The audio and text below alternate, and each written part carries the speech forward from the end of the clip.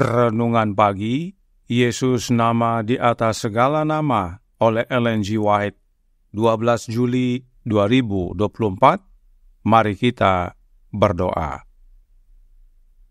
Bapa kami yang di sorga, Allah pencipta langit dan bumi, laut dan segala isinya, Allah yang maha besar, maha kuasa, sumber segalanya, yang kami sembah selalu melalui anak-Mu yang tunggal, Yesus Kristus.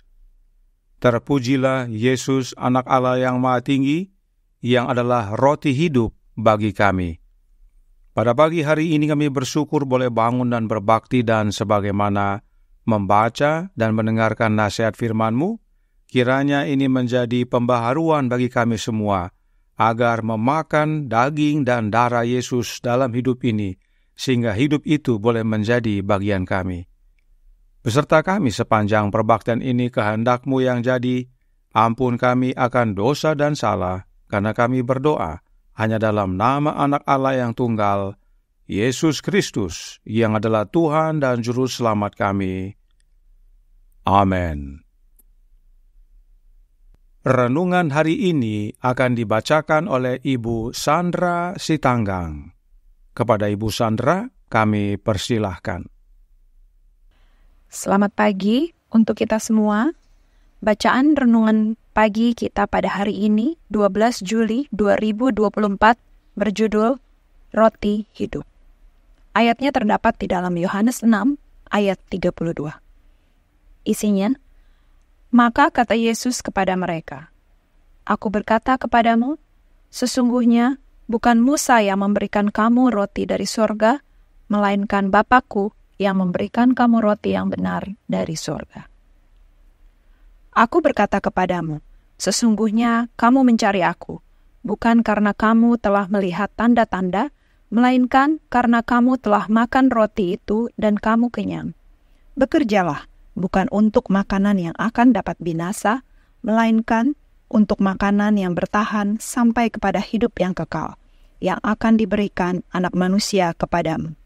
Sebab Dialah yang disahkan oleh Bapa, Allah, dengan materainya. Lalu kata mereka kepadanya, apakah yang harus kami perbuat, supaya kami mengerjakan pekerjaan yang dikehendaki Allah? Jawab Yesus kepada mereka, inilah pekerjaan yang dikehendaki Allah, yaitu hendaklah kamu percaya kepada Dia yang telah diutus Allah.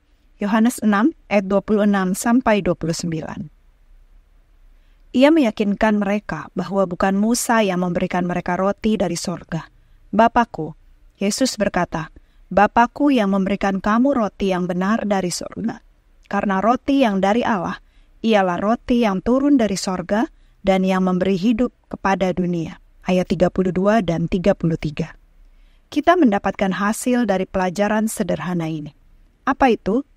Mereka tidak akan menerima kebenaran. Mereka menolak untuk mendengar dan berpaling dari Kristus. Dan penolakan mereka terhadap Kristus, roti hidup, bagi mereka merupakan penolakan terakhir terhadap kebenaran. Mereka tidak lagi berjalan bersama Dia. Akulah roti hidup, pencipta, pemelihara, dan pendukung kehidupan rohani yang kekal. Dalam Yohanes pasal 6 ayat 35, Kristus mewakili dirinya dalam rupa roti surgawi. Memakan dagingnya dan meminum darahnya berarti menerima Dia sebagai guru yang diutus surga. Kepercayaan kepadanya penting bagi kehidupan rohani. Mereka yang mengenyangkan diri dengan firman tidak pernah lapar, tidak pernah haus, tidak pernah menginginkan kebaikan yang lebih tinggi atau lebih mulia. Engkau akan ditegakkan di atas kebenaran. Engkau akan jauh dari pemerasan, sebab engkau tidak usah lagi takut. Dan engkau akan jauh dari kekejutan, sebab ia tidak akan mendekat kepadamu. Apabila orang menyerbu, itu bukanlah daripadaku. Siapapun yang menyerbu engkau, ia akan rebah melawan engkau. Setiap senjata yang ditempa terhadap engkau tidak akan berhasil. Dan setiap orang yang melontarkan tuduhan melawan engkau dalam pengadilan, akan engkau buktikan salah. Inilah yang menjadi bagian hamba-hamba Tuhan, dan kebenaran yang mereka terima daripadaku. Demikianlah firman Tuhan. Yesaya 54 ayat 14, 15, dan 17. dikutip dari buku manuskrip 81 1906. Demikian bacaan renungan pagi kita pada pagi hari ini. Tuhan Yesus memberkati. Terima kasih atas penata layanan Ibu Sandra. Tuhan Yesus memberkati. Selamat pagi saudaraku dalam Tuhan. Yesus berkata dalam Yohanes 6 ayat 51 dan 54 sampai 56 yang berbunyi, Akulah roti hidup yang telah turun dari sorga. Jikalau seorang makan dari roti ini, ia akan hidup selama-lamanya. Dan roti yang kuberikan itu ialah dagingku, yang akan kuberikan untuk hidup dunia. Barang siapa makan dagingku dan minum darahku, ia mempunyai hidup yang kekal, dan aku akan membangkitkan dia pada akhir zaman.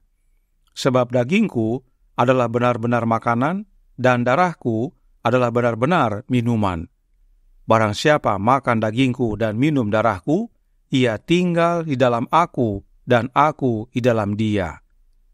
Yesus berkata, Akulah roti hidup yang turun dari sorga, dan roti hidup itu adalah daging dan darah Yesus. Barang siapa yang makan daging dan darah Yesus itu mempunyai hidup, sebab hal itu sama dengan tinggal dalam Yesus yang adalah hidup itu. Karenanya gambaran memakan roti hidup sama dengan perumpamaan pokok anggur yang benar. Roh Nubuat berkata dalam The Home Missionary, tanggal 1 Desember tahun 1894, paragraf 6.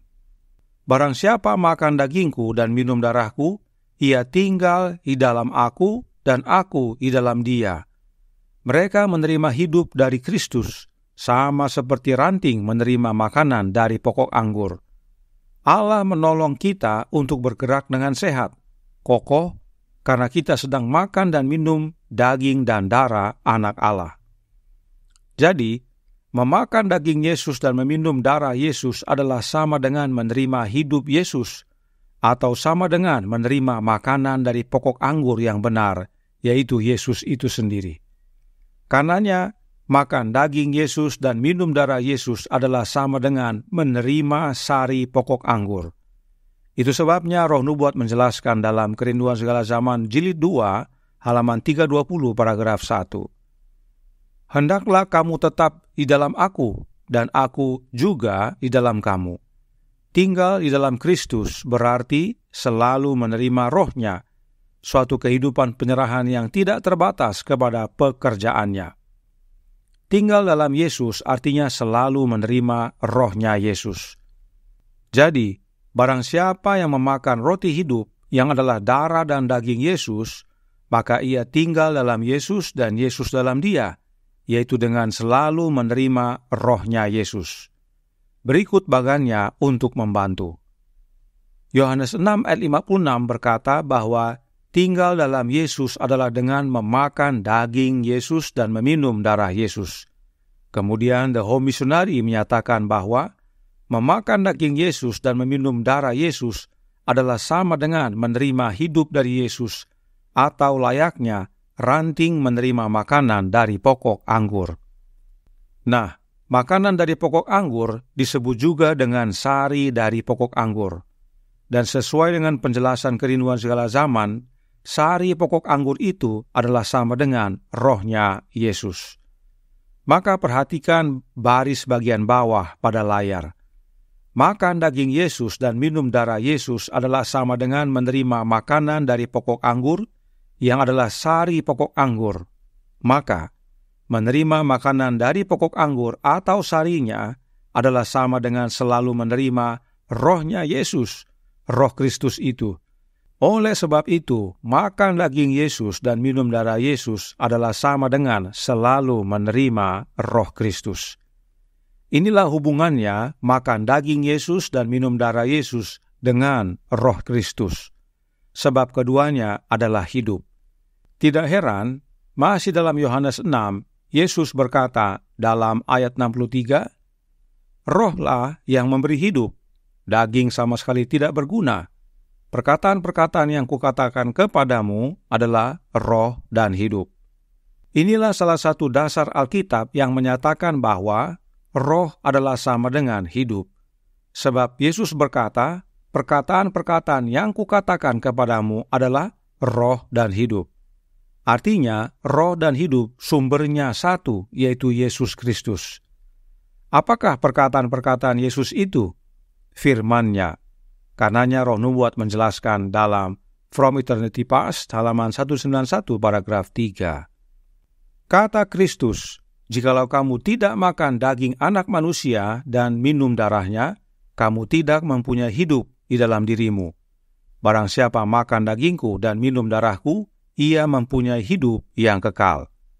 Perkataan-perkataan yang kukatakan kepadamu adalah roh dan hidup. Yohanes 6 ayat 53, 54, dan 63. Para pengikut Kristus harus mengasimilasi sabda Allah sehingga menjadi kuasa penggerak kehidupan dan tindakan. Dengan kuasa Kristus mereka harus diubah menjadi serupa dengannya dan mencerminkan sifat-sifat ilahi. Inilah makna perkataan Yesus atau firman-Nya yang adalah roh dan hidup. Sebab firman tersebut adalah firman Allah, harus menyatu dengan hidup kita, menjadi kuasa penggerak kehidupan kita dan tindakan kita. Dan kuasa penggerak tersebut adalah kuasa Kristus, yang adalah rohnya Yesus itu sendiri. Dengan kata lain, oleh menerima firman Yesus dalam hidup kita, hal itu sama dengan memakan daging Yesus dan meminum darah Yesus. Maka hidup itu mengubahkan kita. Sebab memang firman itu adalah roti hidup, dan roti hidup itu adalah daging dan darah Yesus. Dan perhatikan, Yesus tekankan, yang memberikan hidup kepada kita adalah roh dan bukan Alkitab. Alkitab penting, yaitu untuk menuntun kita kepada Yesus yang adalah sumber roh tersebut, atau sumber hidup. Kemudian Yesus menyatakan, perkataan-perkataan yang kukatakan kepadamu adalah roh dan hidup. Artinya, Yesus masih berbicara kepada kita. Yesus tidak berkata, perkataan-perkataan yang kutuliskan kepadamu. Tidak, dia berkata, perkataan-perkataan yang kukatakan. Ini penting kita ingat, sebab Ibrani 1 ayat 2 menyatakan bahwa pada zaman akhir ini, Ia, yaitu Bapa, telah berbicara kepada kita dengan perantaraan anaknya. Jadi, Allah Bapa berbicara kepada kita melalui anaknya. Karenanya meski Yesus sedang melayani di Ka'bah sorgawi saat ini, tetapi dia masih berbicara kepada kita sekarang, yaitu oleh kehadiran rohnya. Itu sebabnya Yesus berkata, rohlah yang memberi hidup. Sebab saat roh berbicara, maka itu adalah firman Yesus, dan firman Yesus adalah roti hidup, dan roti hidup itu adalah daging dan darah Yesus, yang adalah hidup yang dari Yesus bagi kita yang percaya. Maka dengan memakan roti atau daging Yesus dan minum darahnya, kita memiliki hidup, yaitu hidup yang kekal. Dan inilah pentingnya kita memahami dengan benar makna makan roti hidup yang adalah darah dan daging Yesus. Tinggal dalam Yesus tidak dapat dilakukan melalui oknum lain yang bukan Yesus. Kenapa? Sebab Yesus sendiri berkata, tinggal di dalam Dia adalah dengan cara memakan daging Yesus dan minum darah Yesus. Dan daging serta darah Yesus itu adalah sama dengan hidupnya Yesus, yaitu rohnya Yesus itu sendiri yang dilambangkan dengan sari pokok anggur. Dan hidup yang dari Yesus itu bersumber dari Bapanya. Karenanya Yesus berkata dalam Yohanes 6 ayat 57, sama seperti Bapa yang hidup mengutus aku, dan aku hidup oleh Bapa, demikian juga barang siapa yang memakan aku akan hidup oleh aku. Bapa adalah sumber hidup, dan kita menerima hidup yang dari Bapa melalui anaknya. Artinya, Bapa itulah roti hidup, dan agar kita dapat memakan roti hidup tersebut, Bapa karuniakan anaknya. Yesuslah roti hidup yang turun dari sorga, turun dari Bapa. Itu sebabnya, bila mana saudara melihat dan mempelajari doktrin Ka'bah, hanya 2 tumpuk roti di atas meja roti sajian di dalam Ka'bah. Kiranya kebenaran ini menjadi pembaharuan bagi kita semua. Tuhan memberkati, saya bawa dalam nama Yesus. Amin. Mari kita berdoa. Bapa kami yang di sorga, Allah pencipta langit dan bumi, laut dan segala isinya, Allah yang maha besar, maha kuasa, sumber segalanya, yang kami sembah selalu melalui anak-Mu yang tunggal, Yesus Kristus. Terima kasih atas nasihat yang indah pada pagi hari ini, bahwa Yesuslah roti hidup itu, daging dan darah Dia yang perlu kami makan agar kami memiliki hidup. Sebab bila mana kami memakan daging dan darah Yesus, itu sama dengan tinggal dalam Dia dan Dia dalam kami. Dan itulah pengharapan akan kemuliaan. Karenanya kebutuhan terbesar kami ya Bapa adalah memiliki Kristus dalam hidup ini. Oleh sebab itu, karuniakanlah roh anak-Mu dalam hati kami, dan biarlah kami semua yang percaya membuka hati dan menerimanya, sehingga hidup kami tidak hanya diubahkan hari demi hari menjadi serupa dengan Dia, tetapi pada akhirnya hidup yang kekal menjadi bagian kami. Beserta kami sepanjang hari ini kehendak-Mu yang jadi, ampun kami akan dosa dan salah, karena kami berdoa hanya dalam nama Anak Allah yang tunggal, Yesus Kristus, yang adalah Tuhan dan Juru Selamat kami. Amin.